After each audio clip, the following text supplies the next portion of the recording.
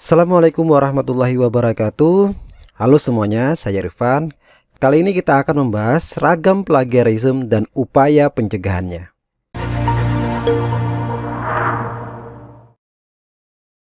Baik teman-teman, perhatikan ilustrasi buku bahwa ilmu pengetahuan berkembang berdasarkan ilmu pengetahuan sebelumnya.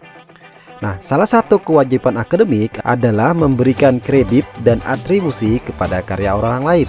Seperti apa kredit dan atribusi? Yaitu mengakui, menghormati, menghargai, dan menyebutkannya sebagai rujukan.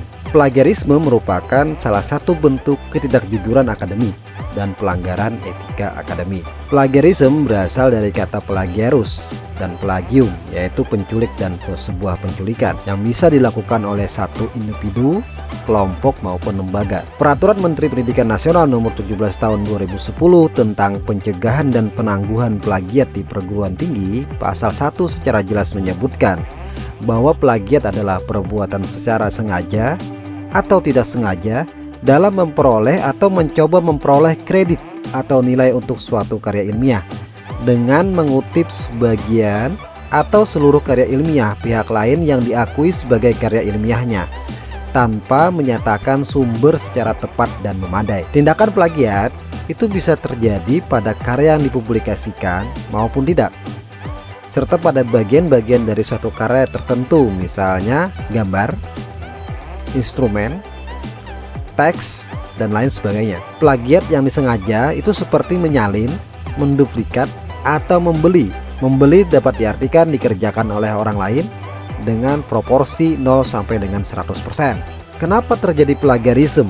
Apakah ada sanksi? Nah, plagiarisme bisa terjadi karena terbatasnya literasi dan minat baca. Artinya bisa saja minat baca seseorang tinggi, namun terbatas pada akses sumber informasi yang bisa diperoleh. Selain itu juga bisa terjadi kurangnya dukungan sumber dan sarana, serta prasarana. Selain itu juga karena dibiarkan dan dibudidayakan. Artinya selama kita menganggap bahwa plagiasi itu tidak berbahaya, plagiasi itu perbuatan yang biasa saja, maka kita termasuk yang membudidayakan plagiasi. Selain itu juga kurang skill dalam teknik menulis karya ilmiah seperti Microsoft Office, penggunaan beberapa aplikasi dan tools, gaya selingkuh dan lain sebagainya. Apakah ada sanksi? Ya tentu ada sanksi. Sanksinya seperti apa? Kita bisa lihat bab 6.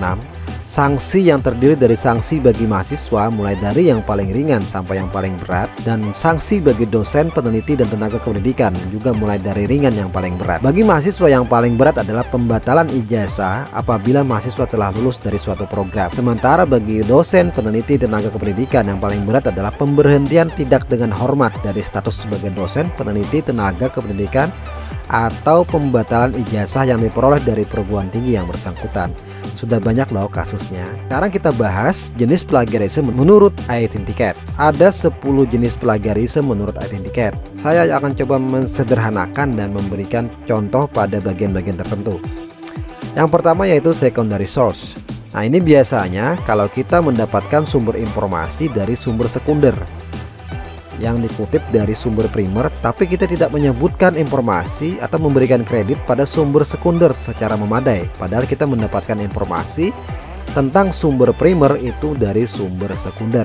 Contohnya seperti apa? Saya mendapatkan informasi jenis plagiarisme Identicat ketika saya membaca artikel dari Pak Izzuddin Harliansah yang berjudul Plagiarisme dalam Karya atau Publikasi Ilmiah dan Langkah Strategis Pencegahannya. Dalam karya beliau terdapat penjelasan tentang ragam jenis plagiarisme menurut Identicat. Nah, Identicat yang pertama kali memberikan pernyataan tentang jenis ragam plagiasi ini bisa disebut sebagai sumber primer.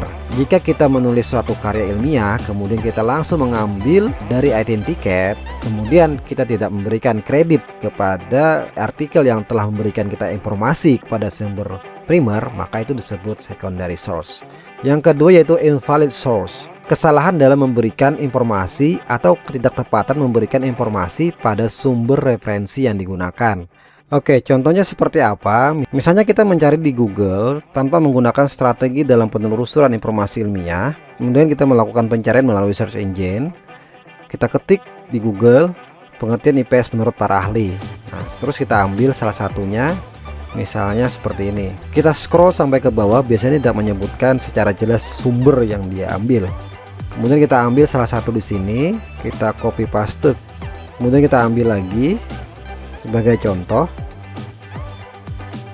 Nah, kita tidak bisa memastikan apa betul Zuraiq dalam Jahari ini mendefinisikan IPS adalah harapan untuk mampu membina suatu masyarakat dan seterusnya. Kemudian yang kedua juga kita tidak bisa memastikan apakah Trianto menyatakan bahwa ilmu pengetahuan IPS merupakan integrasi dari berbagai cabang ilmu sosial, karena tidak ada informasi dan kredit yang jelas pada sumber yang kita gunakan.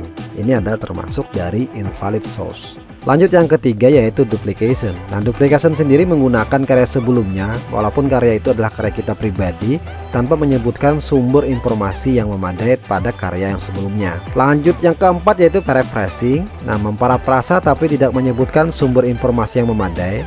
Artinya kita melakukan parafrasa tapi kita tidak menyebutkan informasi dan kredit yang memadai pada sumber yang telah digunakan menjadi rujukan. Yang kelima yaitu repetitive pursuit. Nah, repetitive pursuit hampir sama dengan duplication. Bedanya adalah bahwa peneliti menggunakan data dan metode yang telah dilakukan dan sama sebelumnya untuk penelitian yang baru.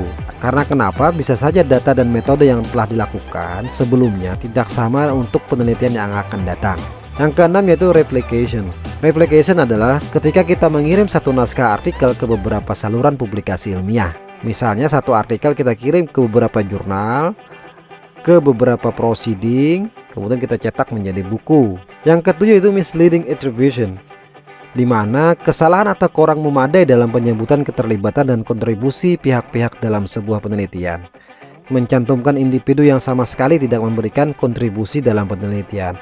Contohnya adalah ketika misalkan kalian diberikan satu tugas kelompok yang terdiri dari 5 anggota, sementara yang bekerja cuma 4 anggota, sementara satu orang tidak bekerja dan meminta disebutkan namanya pada tugas. Yang kedelapan yaitu unethical collaboration, di mana adanya suatu pelanggaran etika dan kesepakatan dalam kolaborasi penyusunan karya ilmiah.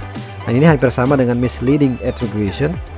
Tapi di unethical collaboration itu misalkan kita mengerjakan secara berlima, kita sepakat, kemudian satu orang melanggar perjanjian dan kesepakatan itu. Misalkan dia mempublikasikan karyanya tanpa menyebutkan atau memberikan kredit pada teman-teman yang terlibat dan berjasa dalam suatu karya. Yang kesembilan yaitu verbatim plagiarism, di mana copy paste kata per kata tanpa memberikan kredit atau informasi yang memadai. Nah, ini adalah salah satu termasuk ragam plagiasi yang parah. Yang ke-10 yang paling parah adalah complete plagiarism, yaitu mengambil seutuhnya karya orang lain dan mengakui sebagai karya kita sendiri.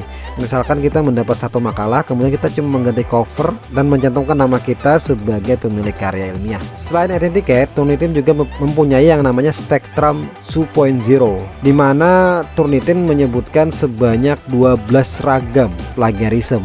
12 ragam plagiarism ini tidak jauh berbeda dengan Identicate. Kita lanjut bagaimana upaya pencegahan plagiarism sendiri. Yang pertama yaitu patuh dan sanksi. Patuh dan sanksi berarti harus ada peraturan yang ditetapkan dan diberlakukan pada suatu lembaga institusi pendidikan khususnya. Yang kedua yaitu increase, di mana kita melatih dan meningkatkan wawasan serta skill sivitas akademika melalui berbagai program kegiatan dan dukungan software terkait dengan peningkatan penulisan karya tulis ilmiah. Yang ketiga itu mitigasi, di mana plagiat bisa menjadi bencana jika itu dibiarkan dan diproduksi. Yang keenam yaitu aturan. Sebuah perguruan tinggi harus menetapkan aturan tentang plagiarisme dan pendoman penulisan, bukan hanya skripsi tapi secara keseluruhan, mulai dari tugas-tugas seperti makalah, tugas-tugas analisis jurnal, dan bentuk tugas lainnya. Yang keenam yaitu literasi, di mana kita harus membangun literasi sejak dini, termasuk bagaimana etika riset dan lain sebagainya. Yang ketujuh yaitu prinsip, di mana kejujuran dan integritas akademik menjadi prinsip utama. Yang kesembilan yaitu latihan teknik, di mana kita bisa mempelajari teknik sitasi dan teknik parafrase serta teknik penulisan. Yang ke-10 yaitu keterbukaan, di mana adanya satu kebijakan untuk selalu mempublikasikan semua bentuk karya yang bisa diakses oleh semua orang, yaitu open access. Demikian materi kali ini, semoga bermanfaat. Jangan lupa untuk memberikan feedback bagi video kami. Terima kasih kepada semua yang telah menonton. Wabillahi taufiq wal hidayah. Wassalamualaikum warahmatullahi wabarakatuh.